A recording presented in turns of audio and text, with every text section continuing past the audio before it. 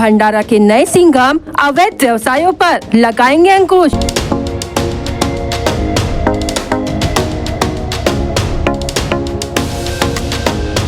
अवैध व्यवसाय करने वालों को 3 तरह से समझाएंगे आईपीएस नूरुल हसन।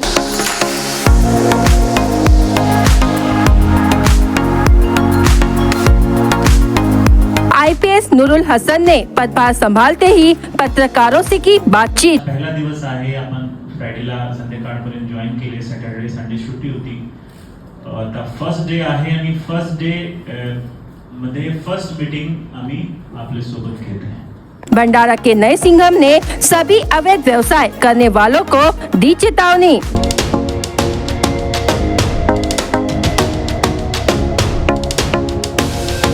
भंडारा पुलिस अधीक्षक का पदभार संभालते ही आईपीएस नूरुल हसन ने पहली बार पत्रकारों की पत्र परिषद ली, जिसमें सभी पत्रकारों के साथ बातचीत कर भंडारा जिले की समस्या को जाना और क्राइम और अवैध व्यवसायों पर अंकुश लगाने हेतु किस तरह से कार्रवाई की जाए और किस किस जगह कैसे कैसे अवैध धंधे चल रहे हैं, इसकी जानकारी ली। साथ ही पत्र परिषद में अवैध व्यवसाय करने वाले जैसे जुआ, सट्टा, चोरी, रेत तस्करी, गौ तस्करी, गांजा, चरस, अफीम जैसे अन्य व्यवसाय करने वालों को चेतावनी दी कि अवैध व्यवसाय तुरंत बंद कर दे। साथ ही भंडारा पुलिस विभाग के अधिकारी और कर्मचारियों को सतर्क किया कि अवैध व्यवसाय करने वालों से किसी भी तरह से संपर्क न रखे। कोई भी अवैध कार्य नजर आने पर या अवैध धंधे शुरू रहने पर पुलिस अधिकारी और संबंधित पुलिस कर्मचारियों पर तत्काल कार्रवाई की जाएगी। जिस तरह से वर्धा जिले के सभी अवैध व्यवसाय बंद किए गए हैं, उसी तरह भंडारा जिले के भी अवैध व्यवसाय पर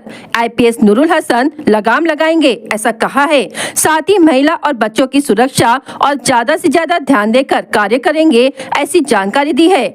अपने काम करने की नीति बताते हुए किसी भी प्रकार के अवैध व्यवसाय करने वाले और उनका सहयोग करने वालों को 3 तरह से समझाया जाएगा। जिस तरह से एक बीमार व्यक्ति को डॉक्टर के पास ले जाया जाता है, पहले उसका साधारण इलाज किया जाता है, फिर गोली दी जाती है, इससे आराम नहीं हुआ तो इंजेक्शन दिया जाता है और इससे भी आराम नहीं हो तो उसका ऑपरेशन किया जाता है। उसी प्रकार भंडारा के नए सिंघम अवैध व्यवसाय करने वालों और उन्हें सहयोग करने वालों को पहले समझाएंगे, फिर गोली देंगे, इससे भी नहीं माने तो उन्हें इंजेक्शन देंगे, इसके बाद भी नहीं माने तो उनका पूरी तरह से ऑपरेशन करेंगे, ताकि भंडारा जिले में क्राइम और अवैध व्यवसायों पर पूरी तरह से अंकुश लगाया जा सके।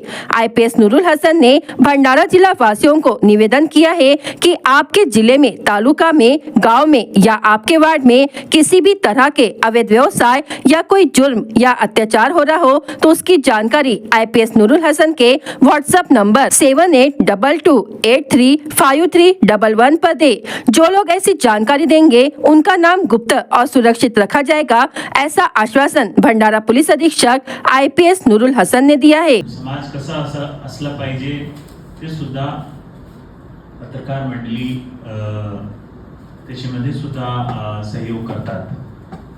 तर माझी असा ज्यावेळेस मी वर्धेला जॉईन केला होता तर सर्वात आधी कुणाला ना भेटता फर्स्ट मीटिंग मी पत्रकारांसोबत केली होती आणि माझा नंबर सर्वांना दिला होता। तसेच सुरुवात आज पहिला दिवस आहे, आपण फ्रायडेला संध्याकाळपर्यंत जॉईन केले, सॅटर्डे संडे सुट्टी होती।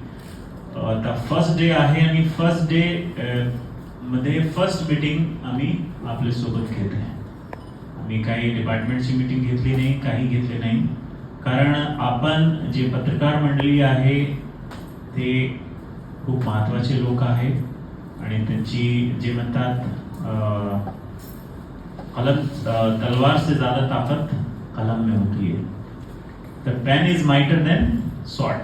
आपल्याला माहित आहे वर्धेमध्ये तर मोठी दारूबंदी होती आणि दारूबंदी एक नवीन माणूस तिथे जाऊन पूर्ण दारूबंदीला ब्रेक करणं पूर्ण कार्टल राहते।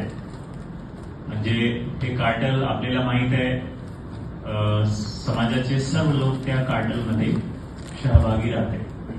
तर तो कार्टल ब्रेक करणं खूप डिफिकल्ट होता। तो कार्टल ब्रेक करण्यामध्ये सर्वात जास्त ज्यांनी रोल प्ले केला तो रोल प्ले करणारे आम जनता होती आणि पत्रकार मंडळी होती।